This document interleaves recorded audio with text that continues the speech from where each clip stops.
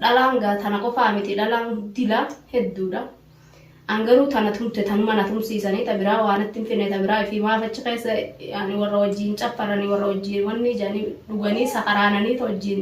akka fedhan ta'anii mana meeqa qaban jechuudha waan isinii mun qabu gaa mana hattuudhaa mishigii hattuudhaa kana bakkin gaafa duraa nageessanii gide dura na qaban. Assalamu alaikum warahmatullahi wabarakatuh. Jirtanii hordoftoota fi kabajamtoota keenya kan jaalalaa akkam nagaanaaf qabdanii ayyaadhaan jirtanii jajjabaatanii isaan jecha alhamdulillahi rabbil aalamiin.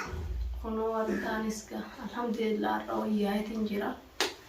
Alhamdulillah du'aan teessanillee naa taate jirte buleeyyan kiyya. Arra kunoo wayyaadhaati gaa'ii fayyumaa garuu gaati waan uleen gaa waan waan gootu ulee mujrimaa waan rabbiin kaaliin isin godhini. Waan hawa kana dalaganii waan akka nama godhuu dandeessu uleen isaaniillee arraan tanoo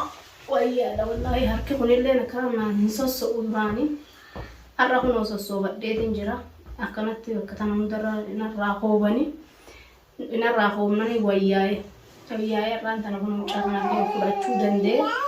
alhamdulillah hedduu takka du'aayin teessan naa taate du'aayillee naa godhu jirtanii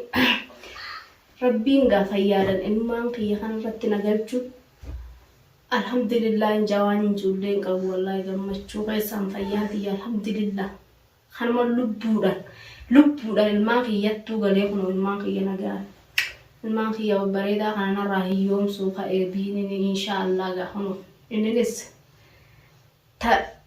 tana godhe san daran irraa kafalamu jirte jechuudha. Tana godhe san daran beekigaanis akka waan uleedhaa michiyyoo harka duubatti duratti na hidhanii filan harka na hidhanii fuula kaameeraa duratti na huntumne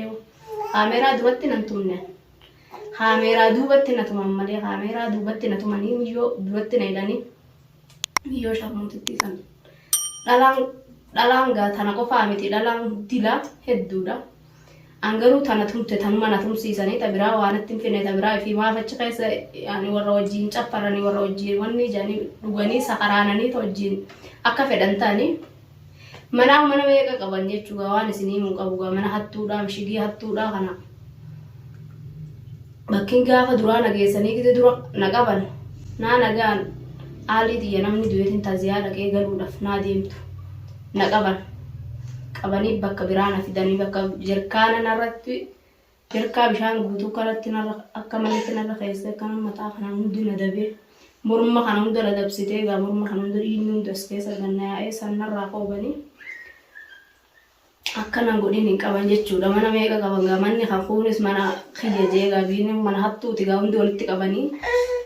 achi nageessan guyyaa biraatis gaa ammaan tanaan irratti laaffadhee jennaan taa'e baaba taa'e hoo. Achi nageessanii gaa gizee kaameeraa duraa usaniitu waan gaggaafataniitu mana sodaachisan malee na huntumanii kaameeraa duubatti na tumanii garuu alhamdulillah wayyaadha waa akka isaan na tuman sanii humaa takkaa'uu hin taane wama dhukkubbii gaa qaama keessa gaa dhiigni kaanatti galee ta'e malee ija nan bassine miilas nan cabsine harkas nan cabsine alhamdulillah rabbil aalamiin jaafa ija dhabiin kamiilan dhabin harkan dhabin ilmaa kiyyatti deebi'e garuu jazaa rabbina kafalaaf jazaan no tanuma fiddee amma harka keenya isaan na itti kana alhamdulillah beruuga waan jettan isinis gamee biinii kana akka inni na godheen wallaahi an mana kanatti haa qalu malee sila amma garallee na jabaatee jira akka duraanii sanitti illee garaa laatee wanni inni na godhe wanni inni irraa dhoorgee wanni godhulleen hin jiru anuu ol kaanan mataa isaatiin isa hottoosuudha ta'a hidhaniitidhaa jira ammaan tan inni waan nan godhin ammaa majaa amata meeqa gaata akkumaatuun dhiqamin usaniituma dhiiraa dhalaan itti fincaan kan bishaanuun jiru achi keessatti fincaan usaniitti fincaan amma magaawwan hattuuti gaa'ii dhiqatanii mana namaatiin miti sun mana wanniiti mana salaabiti gaa akkanumatti bas goojjuma isaan mishiguma jechuudha. San keessatti na hidhanii takkana na dhaabbinatti san waan hanganaa xiqqoo karatti gara ajaan achirraa garaa na buute michiin garaa na buute jechuudha. Michiin garaa na buutee attaamiyyoon sun bishaan gurraacharratti kan nuyi galmeessa isaanii wasii bishaan obaasanii wallaahi biiftullee gaa hedduu takkan galatoonfadha haalan hin galatoonfadha biiftullee waan hin je'ee ishii galatoonfadhu hin beeku jazaa ishii rabbummaan haa kafaluu fi irraa naa kafalte hangaran ciisu kanallee hangaran ciisu kana Barbaree hunda ijatti duratti fiddee itti ultee miyyoo san jechuudha. Tumtee ilkeen nyaattee dhiiga buuftee gantala dhalaati jeeni waraantu irraa dhoorgee jechuudha malee ishiin wallaahi akka obboleettii takkatti hedduu takkanaaf biyyoo sanillee naa cafayxe rabbi jazaa ishee haa kafalu hedduu takka ilmaan kiyyallee naa cinqamte ilmaan kiyya kunuu islaamee akkamitti odoo ishiin akkasi naa cinqamuu baatte mee akkamitti abbaan na barbaade eenyu biratti ilmaan kana dhiisatti Abrahaamuu akkamitti na barbaade jechuudha ilmaan kanaan dhaabbatamu na laalamu magaaladhaa kun waan biratti irti baharii qabame gola aartiitii warreen saahibbanillee tokko hin jiru jechuudha. Waan biraa keessa jedhan kun gola aartiitis qabame magaalaa waan biratti jirti mee akka itti na barbaadullee silaan jirtu odoo rabbiin kiyya duraan biiftuu kana sababa naa godhuu baatee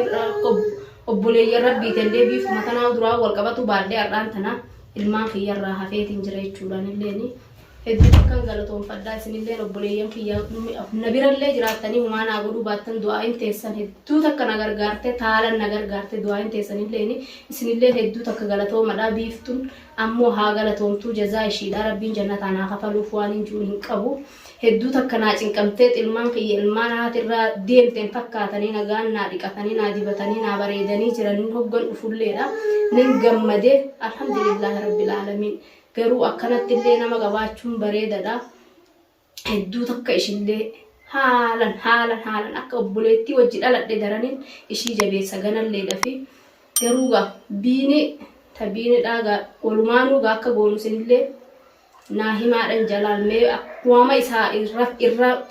filtan akka inni ilmaan kanarraa alatti na godheen silaa akka isaatiin du'eetiin jira rabbii haaliqaan na bira jira maleedha ilmaan kiyyattiin galu jechuudha irra silaahi gara isaatiin ilmaan kanarraa ajjeefna jee muciyyoo sanillee akkuma eda jettu kadha geessanii maallaqaan na bitee maallaqa 300 Itoophiyaa naa kennee garuu kijibaafti malee ishiinillee kijibaafti biiniin kanuma duraan beenuu kanuma fuudhee fi Abrahaam akkasitti hattummaa sanit lagaaboo garagalii jeeni garagalchee nu biratti goree biddeena nu hojii nyaataa gabbee makiinaa dhiqatan maal qabamee shilingiitaan qabaa 300 shilannaa miti ni kijibdi isaan hundi hattuudha walumaan warma walii waa hatu malee waa qabaatellee maallaqa dila sanin kannuu fi kijibumaaf akka inni isaattu kara goree jedhanii ganna lakkisan jettee ishilleen haasoyittiin isaa garuu Allahu aalam tasanii rabbumaa beekaa isaan hundinuu waliin hattuudha. Garuu irrumaa kafaladha isaan alhamdulillah rabbiin ilmaan kiyyatti nagalche gama biraatii yaa obboleeyyan kiyya kun biyyi waan biratti irratti golli aartiitis kan hidhame kanaaf rabbiin hidhaa harka namatti sin hidhin harka oromootti rabbiin sin hidhini garuu hidhaa rabbiitiif hidhaa mootummallee nagaya hidhaa ilmaan oromoodhaa kana wal hidhanii wal nyaatan kana biratti maallaqaan walitti bitamanii akkatti wal nyaatan amma gola aartiisan waan keessa jiru rabbumaa beeka jechuudha na ta'idhamtee baatettu arge waan na godhanii gololchallee qabame argeenillee numa beekaa garuu tiyyatanatti jira gaanninis amma ana bay alhamdulillah rabbiin na baase Abrahaamis akka gola aartii bira dhaabbatu natti maaqatti deemee barbaadu qabamma wajjin nuti amma ifee guubna ammaan tana hunoo bayeeti jiraamti amma innis ofee gura qaba jabeesseti hoggayaanullee mariidha wal quba qabaannee akkasitti namuu of eenee namni biyyiin baddee jirti biyyi akkanumattuu gabba'uunuu jabaattee jirti rabbi nu haala haffisu hunda isaan rabbi haala haffisu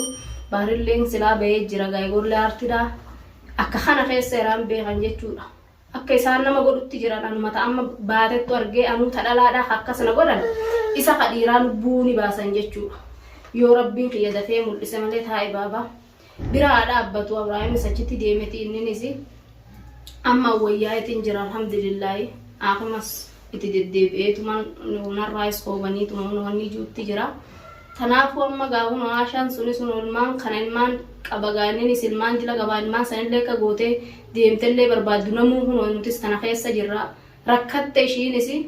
boleeyyan kiyya du'aayii godhaa fi isas rabbiin haa baasu. Rabbii yeroo gabaabduu keessatti mala haadhee haa baasu akkuma godhe harka haa baasu manni mujrimni magaalaan baddee jirti tuni rabbiin nu haa haarijuu magaalaa kana keessa illee rabbiin biyya teenyatti riskii guddoodhaan nu galchuu du'aayii nu godhaadha ilmaan keenya irratti umrii nu dheeressu isinillee rabbiin umrii dheeressu cinqamtan numaanuu cinqamtanii oromoo ittee biyya sanaa tana keessa magaalaa sanaa tana yaman tana keessa jirtu oromoo miti bineensa malee oromoon hin jirtu rabbiin nu haarijuu du'aayii nu godhaa biyya teenyatti rabbiin balloodhaan nu galchuu wal nyaanne innee biyyaan baane gaayii riskuma barbaanne innee biyyaa baane maleedha rabbiin fayyaadhaan ilmaan keenya wajjin umrii dheeressee haadha fi abbaa keenya fi haalii teenya walumaa agarsiisu